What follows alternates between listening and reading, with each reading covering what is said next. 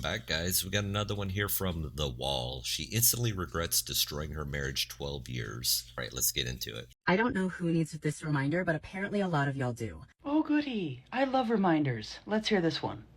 I am not a man. I doubt that one is going to hear much disagreement on that. I am not assigned male at birth. Sure. Okay, why not? I am an assigned female at birth, femme, non-binary person. Of course. When exactly did they start assigning that at birth? If there is a choice between a man and a bear, I'm the one that gets to choose. In some instances, I'm starting to feel really sorry for that bear. Also, so it's not a choice. Wait, so there's no freedom of choice anymore? Oh dear. Stop fucking saying, oh my god, I would totally choose the bear over you, just because I'm standing up for liberation, okay? So much for liberation if there's no freedom of choice. I guess they must have changed the definition of that word, too. You don't get to choose between me and the bear, okay? I get to choose between a man and a bear. And if anything, I am the fucking bear that will tear apart the man who hurts you. Oh gee, don't I feel safe now? Do you understand me? Like, and the fact that men do not understand why we would choose the bear. We? Who precisely here is this we? Maybe I missed something. Literally just proves everything. Stop treating me like I'm a man. Indeed. And I'll just say this. I personally treat people how they act. So there's that.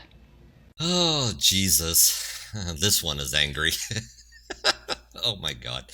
She wants you to stop treating her like a man. Well, quit acting like a man or portraying masculine energy, and I'll not treat you like a man. Easy as that. Pick a role and stick to it. We, the people who have woken up from the Matrix, are no longer going to conform to this delusion anymore. God. You see, this is what happens when there's no male role model around, no father figure in the home. Men become more feminine, women become more masculine, or both, for both man and woman. Something not of this realm. Many years of therapy for you. Anyways, on to the next. Today marks 1 year since my divorce was final. Wait for my pre-workout tingles to kick in while we talk about it. Some things that I did not expect to experience, besides all the sad things like the depression and anxiety and grief that come with divorce that I talk about in my other videos, but some other things that I didn't expect. Number one, having to reparent my inner child that I had no idea was going to come out after divorce. There was a lot of parts of my personality that I had to suppress to keep the peace in a very high demand religion, very intense, radically religious marriage.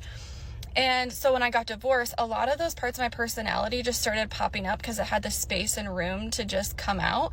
And I had to navigate, like, is this part of my personality? Is this a trauma response?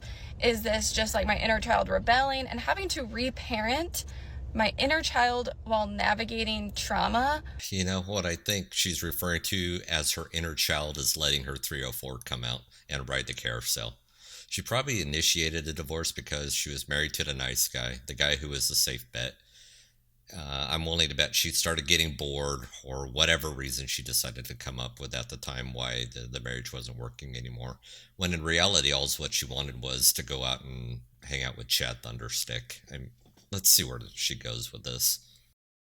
Was like a mind F. Like, they don't prepare you for that. That was not in the handbook that I was given. There is no handbook on that. That was wild. Second, tearing down the walls of this very like rigid cinder block box I was forced to live in for 12 years was really weird. I expected to just feel like a feeling of like release and freedom, which I did feel, but it was also felt with very simultaneous like confusion, because I know what life in the box looks like. It's predictable, it's comfortable. I know what this looks like, and to have those walls be gone and to have to find my own box feels a little like you're lost and confused, because although it was toxic for your mind, body, spirit, soul, all the things, and it wasn't where you were supposed to be, at least it was predictable. And now it's gone. So you have to figure out what your boundaries are outside of that box. You know, I'm wondering if she has a bunch of single friends and they talked her into leaving her husband.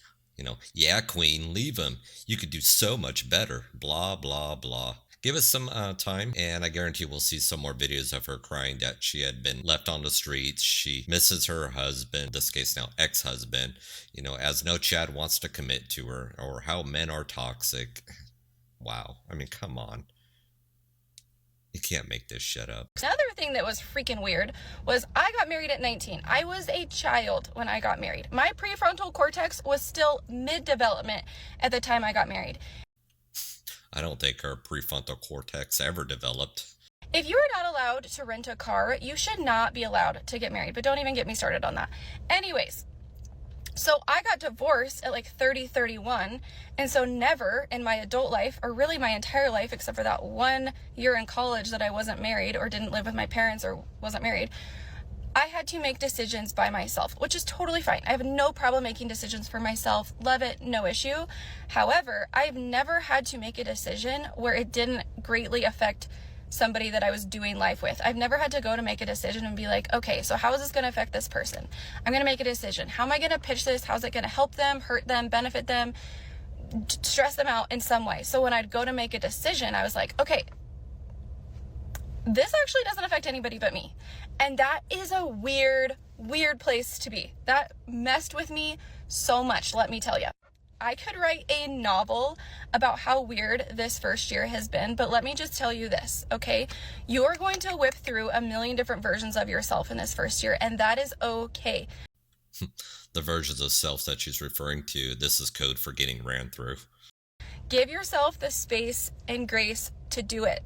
Okay, you are going to be navigating just a million different versions of yourself, grief, loss, sadness, all while trying to rebuild a new life and keep your kids happy and healthy.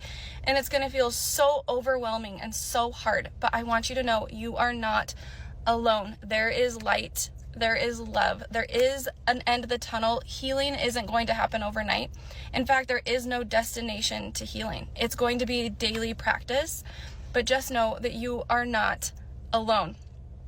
You can do this. You know, I bet that 1 year in college where she didn't have anybody, she was definitely playing the town pogo stick, bouncing on every Chad Thunder stick.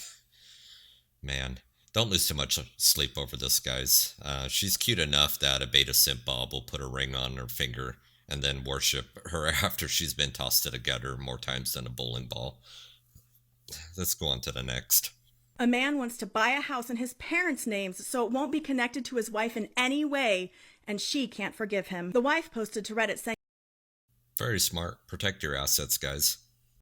that they've been married for 2 years. Her husband runs a business and she's a stay-at-home mom to their child. They had been talking about buying a house, and she overheard her husband on the phone with his father talking about putting the house in his father's name. That's suspicious. She found out later that his friend had advised him to put the house in his parents' name and then have his parents transfer it to him later, so that the property wouldn't be legally connected to her during their marriage. She was, rightfully, furious and heartbroken. She says she caused a scene and that the house buying plan was postponed. Her husband apologized and tried to make things right by taking her for a shopping trip to buy things, but she's still sad and can't forgive or forget. Commenters on Reddit were pretty blunt, telling her that her husband was hiding information from her and destroying her trust. And many suggested that this was a symptom of financial abuse and that she should get her financial house in order, get a job, and lawyer up. Financial abuse includes tactics to conceal information and limit a victim's access to assets, like a house, according to the NNEDV. Financial abuse makes it difficult for a partner to leave a relationship, and when they finally do escape, they are often left with no assets, and it's very difficult for them to rebuild. It's likely worth this woman's time to consult an attorney and find out what her rights are in her state. And as far as rebuilding trust, it's going to take a whole lot more than just a shopping trip. You know, first and foremost, family law is broken, guys. It's geared for the women, not for the men, unfortunately. I mean, it is what it is. I wouldn't marry in the West if my life depended on it. I'd pass and just... But you know what, guys? If this advice was given to women to basically hide their assets in their family name, mom, dad, brother, sister, you know, whatever, they would call it as like smart and empowerment. Protect yourself, queen. You go, girl. You deserve this. He doesn't need shit. You know, but when a guy does this, he is obtusing her. Again, code. Let's go on to the next. It takes 2 minutes to get married in the system and about 2 years to get divorced, if not longer. If you don't know, it's all a sham. It's all a scam. I'm one of the rare ones that actually initiated the divorce. Usually it's the other way around. And I had a lawyer. She had a lawyer. And we ended up settling. But I settled without my lawyer, and I'll tell you in a bit why. My thing is this. If we were going to settle, why drag it out for 2 years? Why? So the two lawyers could keep making money, that's why. Yep. So they can bill each of us for talking to us, for sending us an email, for sending a fax, for sending some email to each other, right? My initial lawyer quoted me a price, ended up charging me like 3 to 4 times, which is totally wrong. I'm not going to badmouth him, whatever. It is what it is.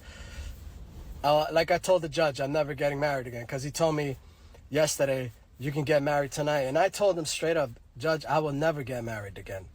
With a straight face, like it wasn't a joke. Just to shut him down and let his buddies know that I'm not falling into the system again. Whatever. I'm just saying that just to say that. But we ended up settling. I let go of my lawyer because he was too slow. He wasn't doing anything for me. He wasn't even negotiating. The other side sent me some outrageous settlement agreement. Outrageous. And this guy didn't even flinch. He didn't even say anything. I let him go. And I said, you know what? Somehow I'll figure this out. Luckily, the other side wanted to hurry up and settle. So they sent me a 30-page document. I read it over. Whatever I didn't agree with, I sent it back with revisions. And we went back and forth like 6 times. I ended up reading that document like 6 times, which is like a half a novel. And I was happy with everything because I feel like I'm good. I don't have any obligations. And my children are taken care of. And I'm out clean. No obligations, no nothing. Whatever I make now is mine, and that's it. So, this system needs an overhaul because it's not right at all. You understand? It's bullshit. It's bullshit. But at the end, the judge told me of all the cases I've heard relating to this type of matter, said, Chris, you're the most professional that has come here. And the other lawyer commended me for, my communication style and how we got things done. So it's over. I'll say it again, just like I said before. Family law is broken. It's designed to work for women and not for men. Besides women being the ones that benefit from a divorce, lawyers also as well. I mean, they get to charge you for everything. Every phone call, every email, every letter to you, to the other party's lawyer. It adds up quickly. Yet going through a divorce without a lawyer is a bad idea. If your lawyer's not working for you or dragging their feet, like as this guy was saying, get a new lawyer. I mean, easy as that. I know it sucks, but trying to navigate through the legal jargon is a bitch, and it can come back and hurt you. But that's our last video there for the day. But I'll go on a little side tangent on mine here. So when I had told my ex-wife to leave, I was in the process of getting ready to initiate divorce. I pretty much was done with it and told her to leave. Within 2 days, she had served me with paperwork, so she was already planning on it. Anyways, the whole backstory doesn't matter. Now, I contacted every family law attorney in the 2 city areas here. Because if you talk to a lawyer, they take your name, and then they will not talk to the other party's lawyer. It's dirty, so it forces the other party to go elsewhere. But the lawyer I did choose was a female lawyer, but she fought for men's rights. She was always a big proponent for men. She told me right up front, she's like, divorce never works out for the man, and the laws were stacked against a man. She's like, it is what it is, but I'm going to fight for you to get the best outcome possible. And there was a point where my ex-wife's lawyer sent a settlement agreement of wanting a certain dollar amount every month in alimony. And that amount was 89% of my total income, which with that, I wouldn't have been able to even afford a box to live in. I mean, I couldn't even afford a hotel room for like a month. Plus, on top of that, I was taking care of my daughter as well. So she was already out of school at this point, but going to college, but, living at home, and I'm helping support her to get through all of that. But anyways, 89% of my total income. Now, my attorney, she's funny. She is definitely not from the United States. She's Eastern European, and it's part of one of the reasons why I like Eastern European women. I'll keep it clean for what she said. She's all, this is what came in from your wife's attorney, or soon-to-be ex-wife's attorney. And this is what they want. And then she just asked, I think she's effing high. What drugs was she smoking, and she needs to share it with the rest of us, which was just funny as hell.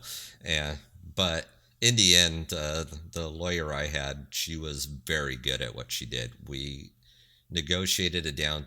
I don't think it was a fair settlement, because the amount that she should have been getting for monthly support, I'm not paying. I'm paying more than what the state was recommendation on it was. But I had a lot of stipulations written into the divorce settlement. So it is all in my favor. You really just have to have a good lawyer that is going to look out for you being a man, and really work all your angles and all your options that you have to minimize your risk or your damages to yourself.